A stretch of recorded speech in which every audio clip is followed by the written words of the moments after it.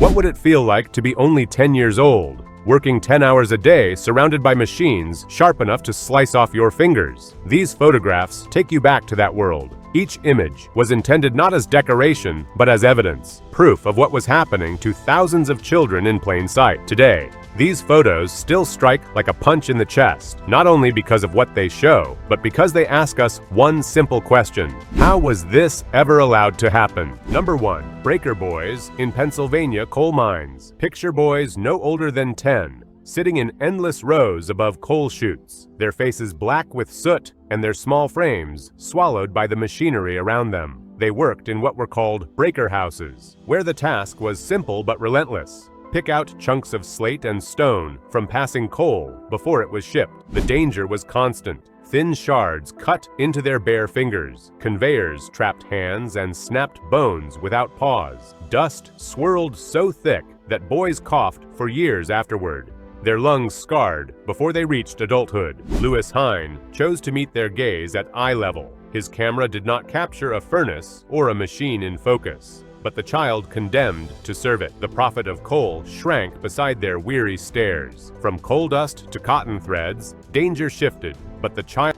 Number 2. Textile mill children, Southern U.S. In cavernous mills, children stood beside machines taller than they were, threading shuttles and reaching into moving gears to fix yarn break. Their small size made them useful, but it was usefulness built on risk. Southern textile mills depended on this pool of child labor, with shifts stretching for hours in rooms so loud that spoken words vanished under the roar of loom. A slight distraction meant hair drawn into rollers or tiny arms pulled toward belt. Employers enforced discipline through silence and fear, knowing most families had little choice. Lewis Hine captured these scenes by framing children directly against the towering machines. The contrast made exploitation undeniable. Child-sized workers against a background that looked almost monstrous. For Northern audiences, those images clashed with the South's claim of progress. Outside, another world of children labored again, selling papers in the street. Before we move on, I'd like to ask you a small favor. If you appreciate this content, please take a second to like this video and subscribe to the channel. Over 98% of you watch the videos without subscribing. It costs you nothing, but it makes a huge difference to us. So, did you click the subscribe button? Great, thank you so much. Now, back to the video. Number 3. Newsboys, newsies, sleeping on streets. Imagine children selling papers all day, shouting headlines on busy corners, only to collapse at night on cold sidewalks with unsold bundles at their side. Their beds were curbs, doorways, or stairwells, wherever they could avoid being shooed away.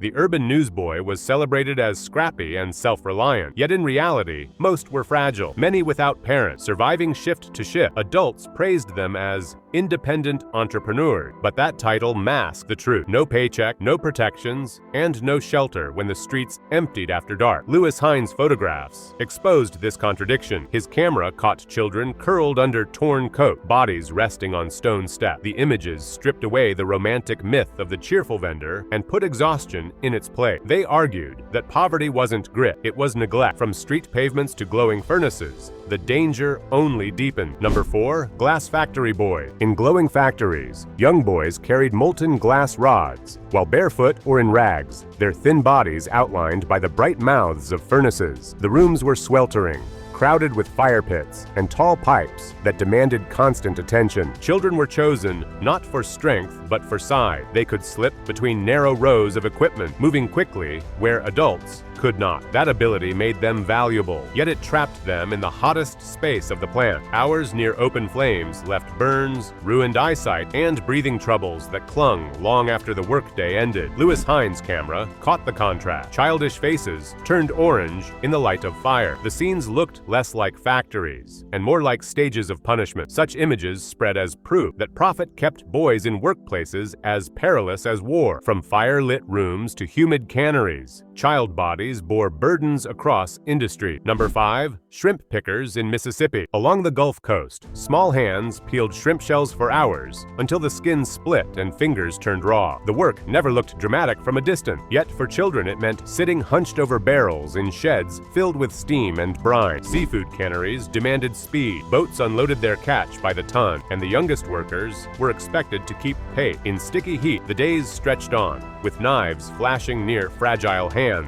The supposed routine of food preparation hid the cuts, infections, and fatigue that came with it. Lewis Hine's camera fixed on these rows of girls bent at the weight. Their faces showed neither rebellion nor joy, only resignation to a role forced upon them. Those photographs revealed that cheap shrimp carried a hidden cost. Childhoods traded for pennies. From shrimps in barrels to bowls in the field, the rhythm continued. Number 6. Cotton pickers in the field. In scorching heat, children dragged long sacks across open field, their small hands plucking cotton until skin split. Each bowl was edged with prickly fibers, cutting into their fingers as they moved under a sun that showed no mercy. Farm owners depended on child labor to stretch the harvest. They needed workers who were cheap, obedient, and able to last long hours without pause. Unlike factory jobs ruled by the clock, these children worked to the rhythm of nature, yet the exhaustion was just as crushing. Photographs from those fields made the imbalance clear. Tiny bodies stood out against wide rows of cotton, looking almost lost in the endless expanse. The South presented this as tradition, but tradition disguised exploitation, slowing reforms for generations. Another sight awaited. Inside smoke-filled room where children rolled cigars with restless hands. Number 7. Cigar factory child worker. Tobacco leaves were twisted into tight rolls by children as they sat in dim cigar studios. Their small hands were swift and persistent in their approach. Rooms that were narrow were crowded with rows of tables, and the air was thick with dust and the pungent odor of tobacco. In spite of the fact that the environment was characterized by a sense of routine, it was not safe in any way. The ability of these young workers to move their fingers quickly in confined places was essential to the success of factory. Nicotine in the air entered their bodies slowly, since ventilation was inadequate, which resulted in dizziness and a haze that remained for a considerable amount of time after shifts had ended. They experienced a halt in their growth, and the pervasive exposure made them feel older than they actually were. The weight of this paradox was caught in photograph, which showed childlike features bowed tenaciously in concentration while carrying adult habits without choice. There was a business that relied on their concealed pain to generate profit. Last but not least, among the most eerie records are those of the injured boy who were left permanently scarred by the machinery under which they served. Number 8. Breaker boys with missing fingers. Several of the boys who had been breaker boys reappeared in front of the camera several years later. They were no longer children, but their hands and fingers were plainly damaged. Every scar served as a constant reminder that the breaker house had not merely subtracted a period of time from a boy's life, but rather had left him permanently altered. Coal chutes are exceptionally sharp, gears are known to crush bone, and even a single slip on the line can result in the permanent loss of a leg. In the eyes of employers, wounds of this nature were seen to be unavoidable mishaps and mundane results of industry. When children were no longer able to labor at a sufficient pace, they were dismissed and replaced without any interruption. The portraits that Lewis Hine created of these crippled boys provided unambiguous evidence. The photographs removed the feeling of distant sympathy and replaced it with the tangible proof of neglect. Now that they had faces to point toward, reformers had infants who were wounded for revenue. It was clear from these photos that the laws of survival were more important than words in ensuring survival. We are left wondering how civilizations can allow such suffering to endure in new ways in the present day. After seeing these final photos, each photograph revealed more than labor. It showed the price of treating children as tools and the lasting scars when profit outweighed human life. These images carried a blunt message. Society had chosen to look away, and children paid the cost. Child labor never vanished. It adapted, shifting into new industries and even into digital spaces where protections are harder to see. Think about the safeguards that exist today and how easily they can erode. The faces in these photos are not silent relics. They remain reminders that progress survives only when we refuse to ignore what others hide.